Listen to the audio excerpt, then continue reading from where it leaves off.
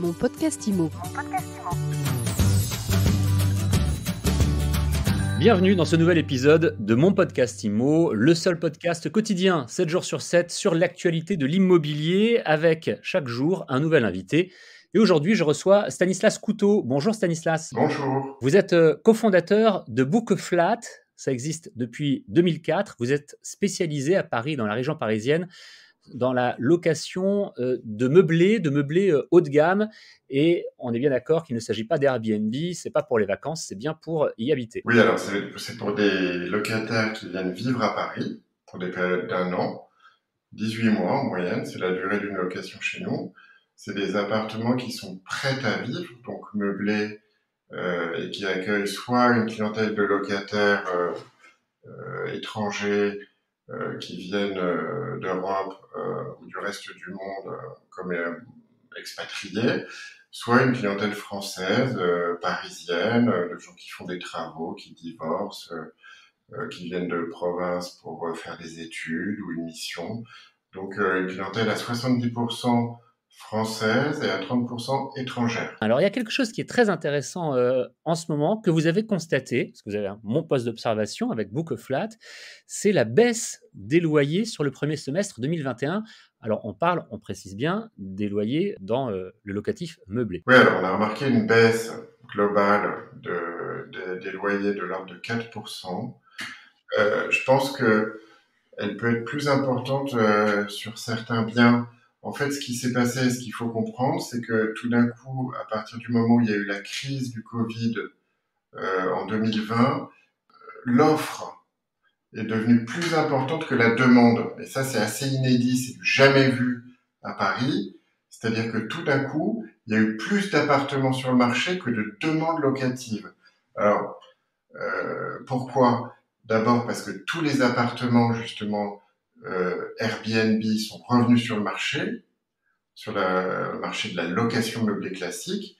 Et puis le deuxième facteur, c'est que beaucoup d'appartements qui étaient loués, par exemple, à cette clientèle étrangère dont je vous parlais, étudiante ou expatriée, n'étaient plus loués. Donc finalement, on s'est retrouvé avec un marché local, parisien, à presque 100%, qui tout d'un coup a eu plus de choix, et avec des propriétaires qui étaient habitués à pratiquer des prix généralement plutôt majorés pour la clientèle étrangère ou pour la clientèle expatriée, et qui tout d'un coup se retrouvent face à une clientèle parisienne qui connaît très bien l'encadrement des loyers, et qui du coup dit, attention, on a du choix, on négocie. Donc, pour la première fois, moi, depuis 15 ans, c'est la première fois que je vois des locataires faire des offres, comme sur des biens en vente, sur des loyers.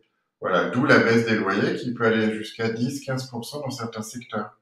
Et c'est aussi ce qui vous a permis, mécaniquement, d'augmenter votre taux de remplissage, malgré la crise ? Notre taux de remplissage, mécaniquement, il a augmenté parce qu'on s'est rendu compte que quand on baissait les loyers et qu'on se rapprochait de l'encadrement des loyers,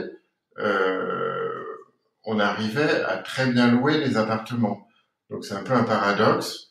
Mais en effet, Paris reste une zone très tendue, où il y a toujours de la demande. C'était plutôt une très bonne surprise pour nous.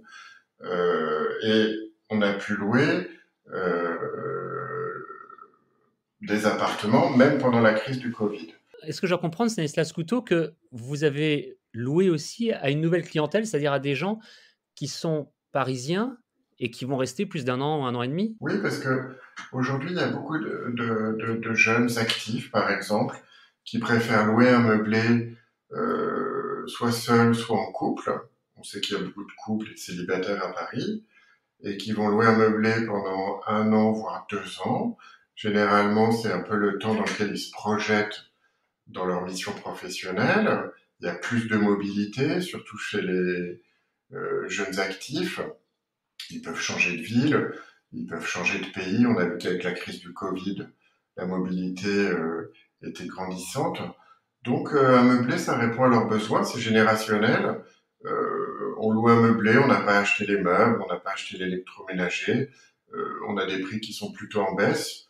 Donc on voit aujourd'hui que l'offre à Paris est majoritairement meublée en locatif. Ça avantage beaucoup de personnes. J'entends bien ce que vous me dites. C'est pratique parce que tout est là, tout est prêt, c'est prêt à vivre.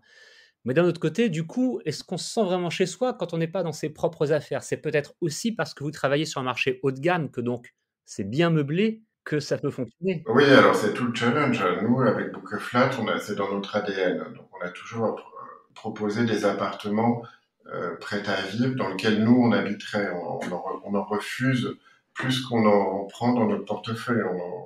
On veut vraiment que les appartements soient rénovés. Donc quand on dit haut de gamme, j'entends vraiment pas forcément l'hôtel particulier, parce qu'on a une majorité de studios et de 2 pièces, mais des appartements rénovés en bon état, avec une literie neuve, avec une salle de bain neuve, avec une cuisine neuve.